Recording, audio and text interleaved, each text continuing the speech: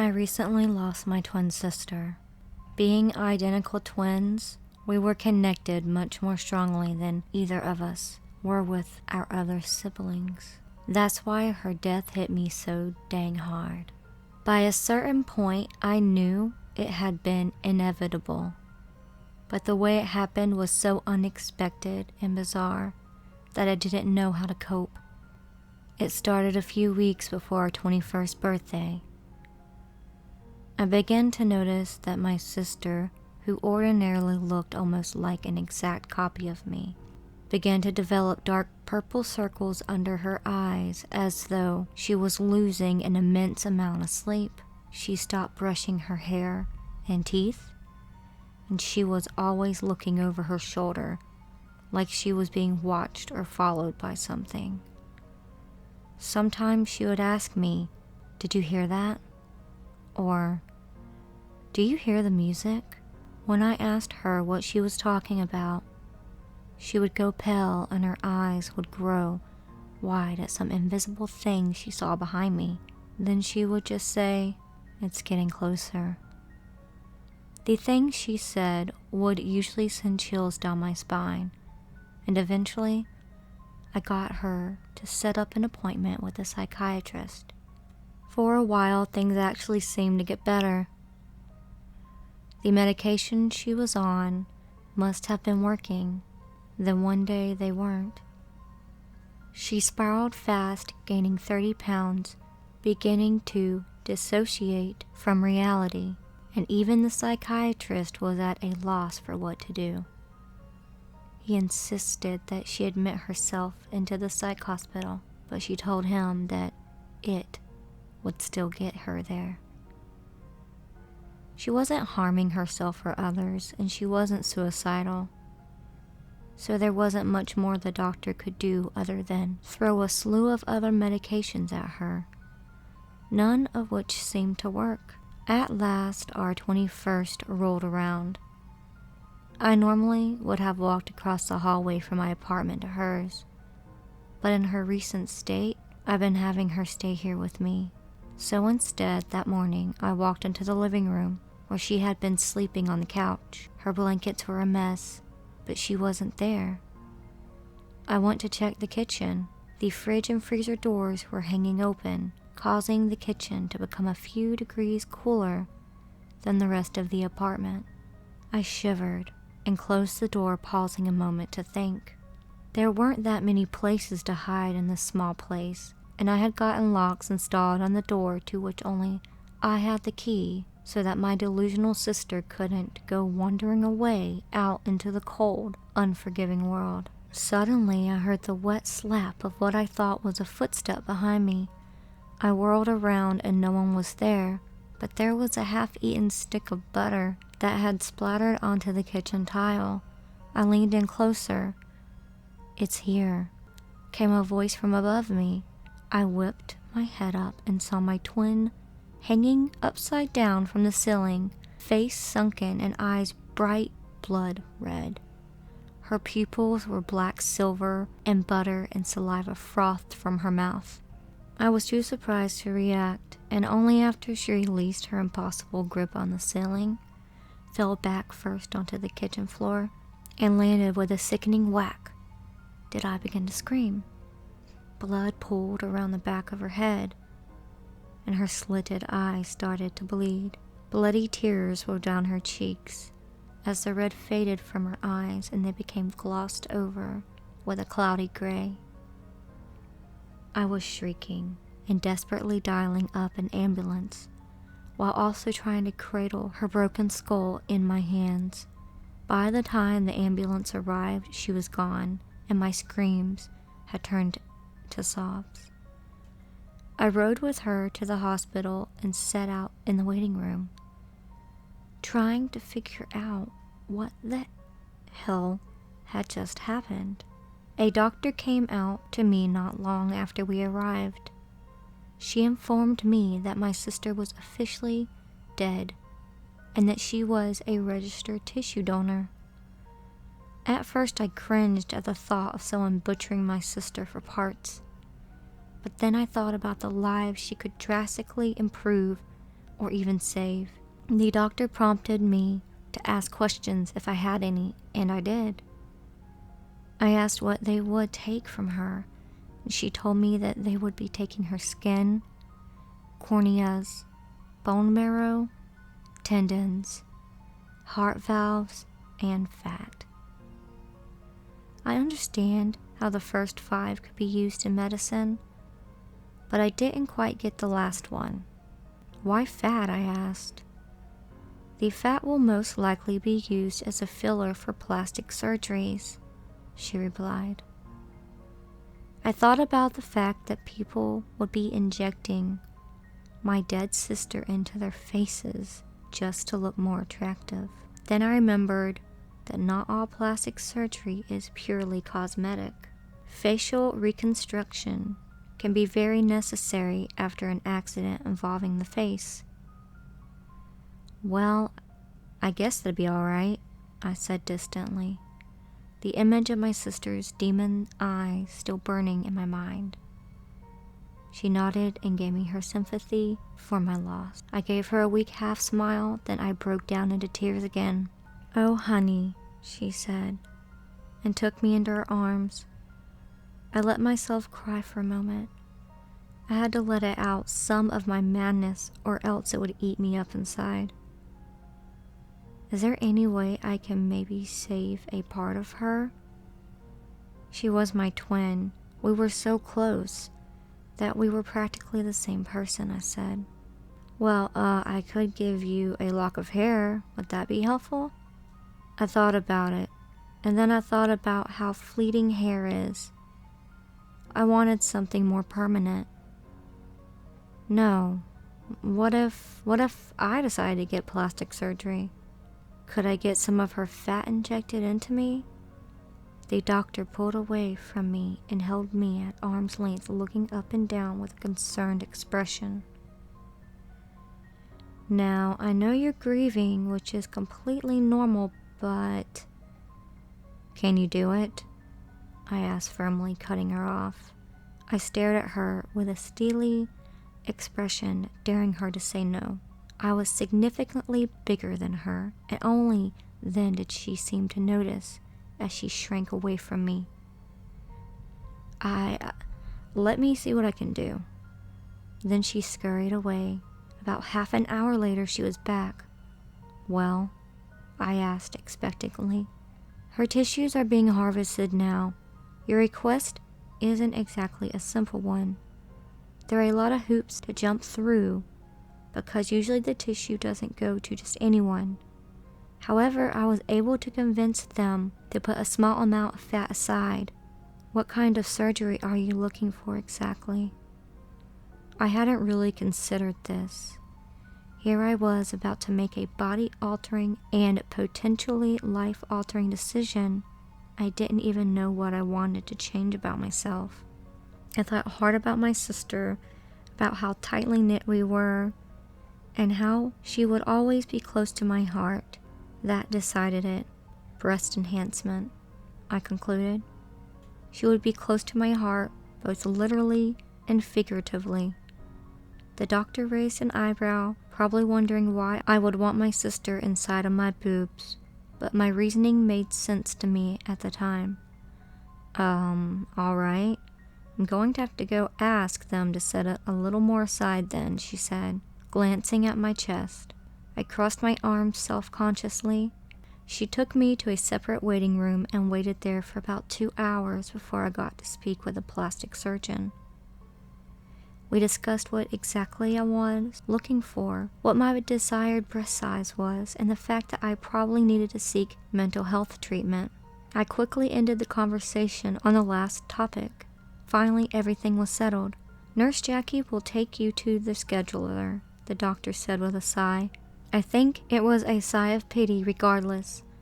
I followed the nurse through the halls of the hospital until we reached a room with several sectioned off windows and chairs placed in front of them. Now, you're going to have to set up something relatively soon if you can, while the tissue is still viable. Connie over here will help you get scheduled, said the nurse. I nodded and I set myself down in front of the window with a large dark-haired woman sitting behind it.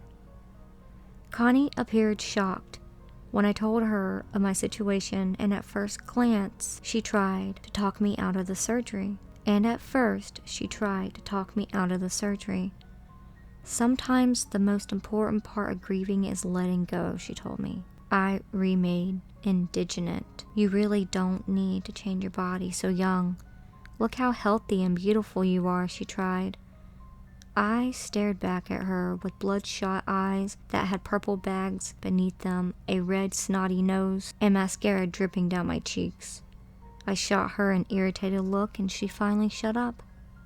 I scheduled my surgery for a week later.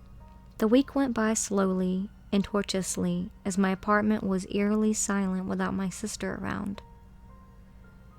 My life felt so empty without her. I was at a loss for what to do with myself. Friday was the funeral, and only one of our other siblings came. After 7 days full of runny noses and salty tears, the surgery date came. I went in with a slightly higher spirits, anticipating the chance to be close to my sister again.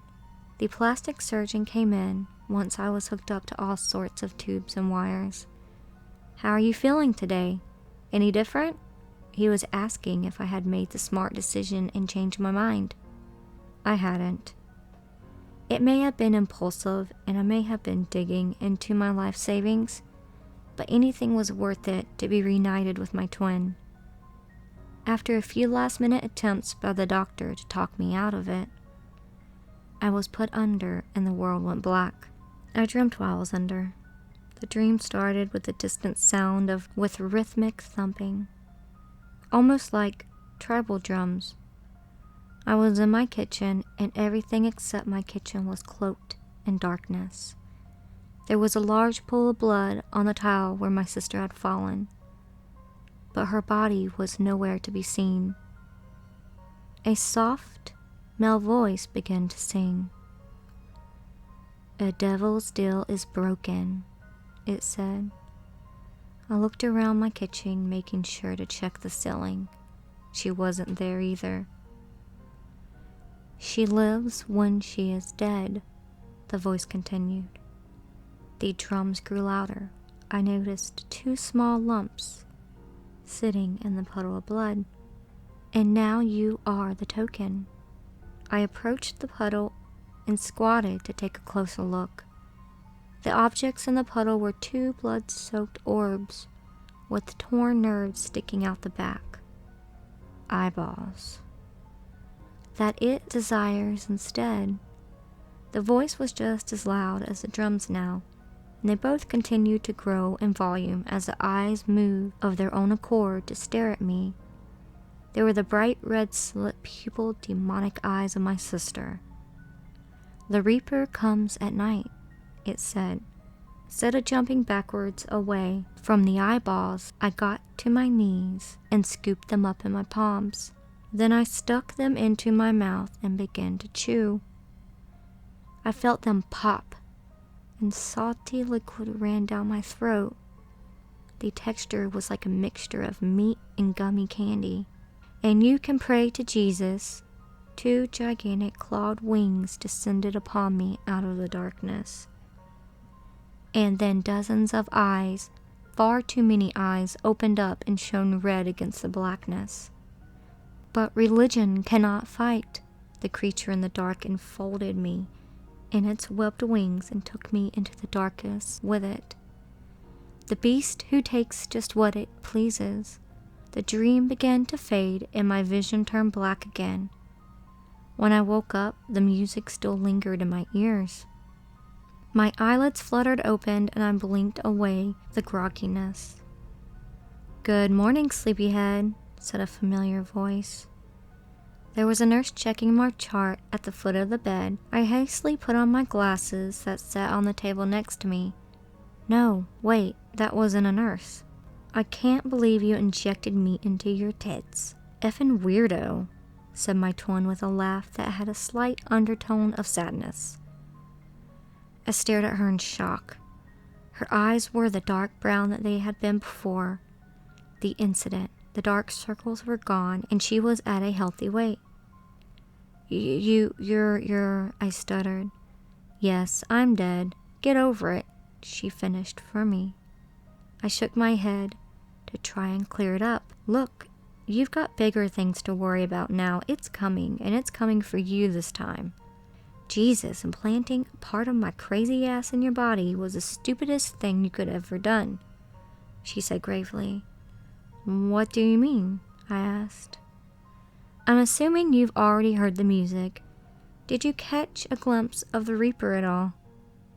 At a loss for words, I simply nodded. That means it's already close. Shit, she cursed. Who is the Reaper? I asked, finally getting my head together enough to form words. Who do you think, idiot? It's death incarnate. It got in my head and now it's in yours. Or maybe it's in your boobs. I don't know. Either way, it's coming for you now. What the hell, dude? Why? I said. A look of shame washed over my sister's face. Well, promise you won't be mad, she started. I threw my hands up as if to say, out with it already. All right, I sold my soul. What? What the hell for? I screamed. She shushed me and glanced at the door. No one came in. For you, asshole. The Reaper told me that it was coming for you sooner than anticipated. It will always come in the end, but when it targets someone to take early, things can get particularly ugly, especially when that someone is a twin. We always felt strongly connected to each other, and the connection holds power that the Reaper craves. You were supposed to die on our birthday, not me. Being the dick that it is, the Reaper couldn't just leave you or me be. One night I saw it following you through the door to your apartment, and I called out to it to ask why it had been stalking you. When I heard its reason, I decided that I couldn't let it take you, so I offered myself instead. I'm sorry if I scared you. I didn't mean to. I wasn't in my right mind, but now you've taken part of me as your own, and my soul's still tied to that piece of me. We're more strongly connected than ever before. Therefore, you've sold your soul too. I blanched, and I was about to scream at her when I heard the door open. I turned to see who had entered it. It was a nurse. I looked back to my twin, but she had vanished. A few days of healing went by, and I didn't see my sister again. I had to admit, I admired my new figure despite having my mortal soul in danger because of it. It wasn't until after I was released from the hospital when I saw her again. I went to visit her grave, and I had at that point managed to convince myself that the vision of my sister was only part of my foggy mind coming out of anesthesia. It wasn't. I saw her from a distance, sitting atop her freshly placed headstone. As I approached, the sound of drums began to echo in my ears. I walked up to her with tears streaming down my cheeks. Why did you leave? I cried at her. She wore a grave expression. I tried to save you, I really did. She looked up, and I realized she was crying too. Hey, I said, softening. I didn't have anything left to sell, she sniffled. The drumming got louder, and the voice started to sing again. Love will take 2 lives, it melodized. You didn't have to sell anything for me in the first place, I sighed. Before their times have come, sang the voice. Her eyes met mine, and my lip began to quiver. Even if I was supposed to go before my time, I wouldn't have regretted a thing, because I've had the opportunity to spend my life with you, I continued, raising my voice over the music that sang, The Reaper only thrives. I don't know how to live the rest of my life without you, so maybe it's for the best that I don't live it at all, I said, voice breaking. In my peripheral vision, I saw something large, gray, and winged emerging from the forest. When what was once was 2 was 1, finished the voice. When I turned to look, she reached out and touched my cheek, turning my face back towards her and wiping away a tear while I squeezed my leaking eyes shut. When I opened them, she, the Reaper, and the music were gone. And I was just a lonely girl standing at the grave of someone who used to be. The next few weeks, I spiraled almost as badly as my sister had. I was so hungry all the time that I emptied my fridge nearly once a day and had to go grocery shopping daily. It was also nearly impossible to tell the real world from my imagination. Part of me wanted to attribute it all to my terrible grief, but inside I knew my visions were just as real as I was. I saw all kinds of demons, but the Reaper itself didn't appear to me again until exactly 1 month after my sister's death.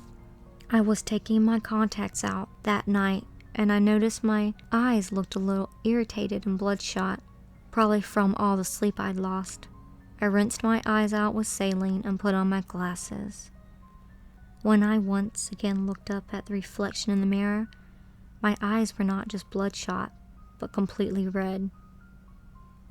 The exact same shade my sister's had been.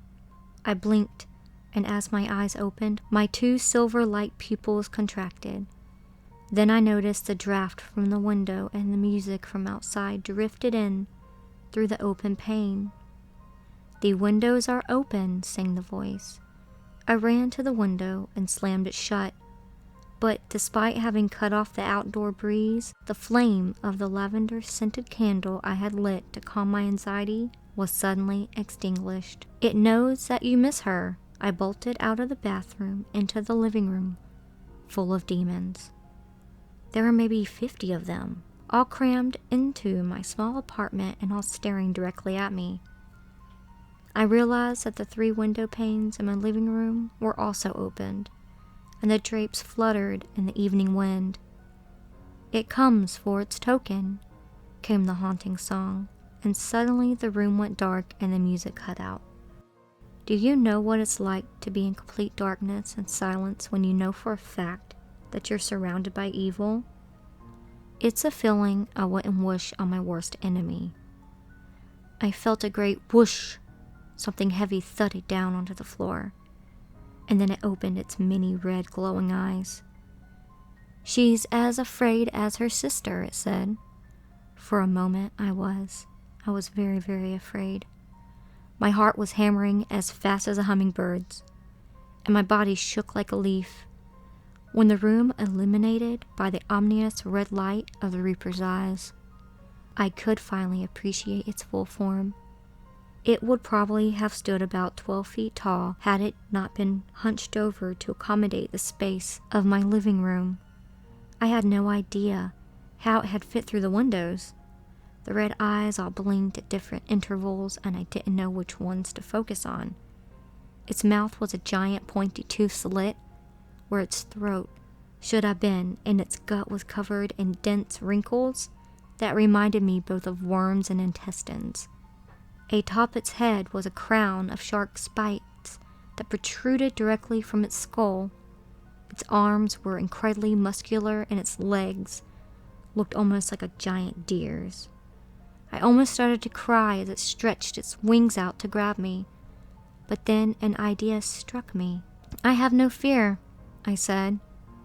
Then I turned on my heel and sprinted back into the room I had made into an art studio. The Reaper dragged its massive body down the hall after me, and I ripped off my shirt and threw it at the creature's face. It batted it away like a pesky fly. Then I threw my new bra. That time I hit it in the face, and it clawed at its own eyes to get rid itself of the garment. The Reaper let out a mighty roar of rage. It did not appreciate being toyed with. Topless in the craft room, I stared straight in its still functional eyes, and they widened at the sight of me. My breast sat atop the thick slab that served as a base for my paper cutter, and the sharp metal blade was poised just above them. As it rushed me, I declared, "This is for my sister." Its hand reached out towards me, and I brought the blade down as hard as I could. I heard a crunch and an inhuman screech before I felt blade slice through my newly acquired double Ds. The pain hadn't hit me fully. when I opened my eyes to see the Reaper thrashing and fleeing. I looked down, and lying atop my now severed breast was the demon's hands. It reaching for me, it had thrust its hands beneath the blade, and I had cut through both it and myself. I was in shock. I was still able to act. I grabbed the hand with its 7 long talons and rushed at the beast.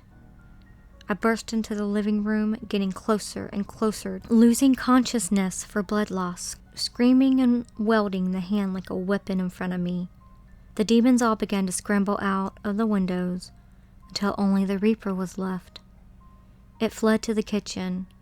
As it bled, it shrank like a deflating water balloon. From its mouth, a feeble voice wheezed. She fought it back till her last breath. I approached the Reaper, who was now about the size of a rabbit. I towered over it and yanked a kitchen knife from the wooden block on the counter. She took its hand and I drove the knife directly into the center, Reaper's mass of eyeballs before it could finish, and twisted the blade left and right. Then I yanked it back and stabbed it again and again. I stabbed it until I heard one last plunk of a drum. And then it was still and silent. The clawed hand turned to dust and ran through my fingers onto the tile floor, and the bloody pulp of flesh that the Reaper had become scurried away out of the window. Finally, with my job done, I reached into my pocket for my phone to call myself an ambulance before I could even dial 9. I passed out. I woke up with my chest heavily bandaged and lots of nice medication being pumped into me. It's taken a long time to even start recovering, and I'm still getting used to presenting myself without the presence of my breast. But I'd much rather have no boobs and live than have boobs and allow my soul to be consumed. The police were almost a constant presence in my house for the next few months, trying to determine where all the other blood had come from. But with no evidence and no apparent victim, they couldn't arrest me. I did, however, get to speak to 911 operator who responded to my phone call.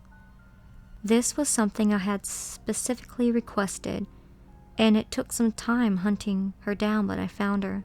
I asked her the question that had been eating at me for weeks. Who called the ambulance? She looked at me confused. Judging by the voice I'm hearing now, I would say that you were the one who made the call. I couldn't have made that call. I was unconscious. I marveled more to myself than to the operator. Well, if it wasn't you, the person who called sounded exactly the same as you. So I don't know what you want me to say, she shrugged. I bit my lip and allowed myself a small smile.